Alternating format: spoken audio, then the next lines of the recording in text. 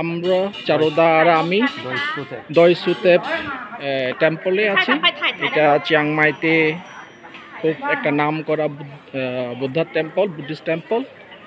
এখানে প্রতি বছর প্রচুর পরিমাণে টুরিস্ট আসে।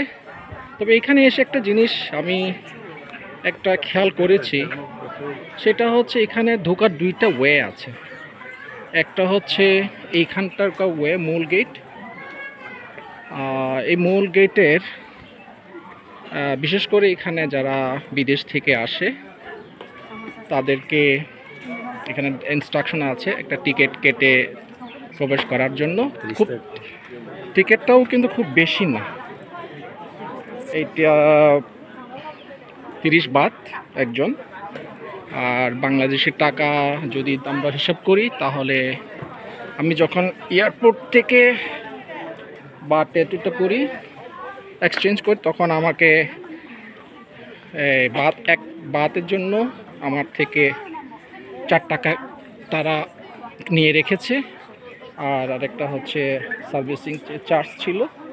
তবে এটা আমি কেন উল্লেখ করছি, সেইখানে দুইটা ওয়ে, একটা হচ্ছে এইখানে, তবে এই দিকে আরেকটা রাস্তা আছে যেটা লিফট দিয়ে কাছাকাছি উঠে যায়। তাই যারা এখানে উঠে এই দিক দিয়ে একটা রাস্তা আছে, এটা বলা হচ্ছে যারা ডিসেবল বা যারা এখান থেকেও এক্সিট করা যায়। তবে বিশেষ করে এখানে দেখি এখানে অনেকেই কিন্তু এখান থেকে উঠে যায়, এখানে কিন্তু কোনো টিকিট চেক করা হয় না। কিন্তু আমি এই কারণে বলছি, আমাদের যে বৌদ্ধ ধর্মের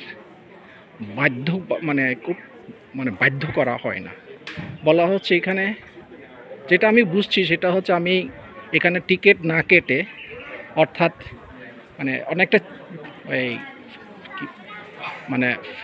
এই ঠকাইয়া এটা ওঠা যায়। একটা রাস্তা আছে, যে রাস্তাটা আমি এখন কিছুক্ষণ আগে দেখিয়েছি, এটা এইভাবে একটা ওঠা যায়। ওইখানে কেউ টিকিট চেক করা হয় না।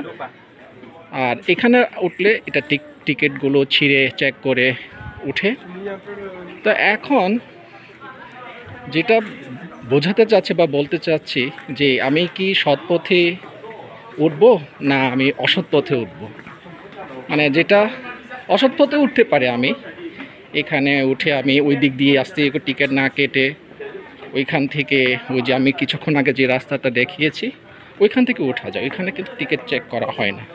কিন্তু এটা বিবেকের কাছে যদি বাধা না থাকে তাহলে ওই যেটা বললাম, বৌদ্ধ ধর্মের যে দুইটা ওয়ে আছে বাঁচার জন্য, একটা হচ্ছে এই যে সৎ পথে ওঠা, আর একটা ওই যেখান থেকে দেখা যাচ্ছে ওইটা হচ্ছে ওঠা যাবে কিন্তু অসৎ পথে ওঠা।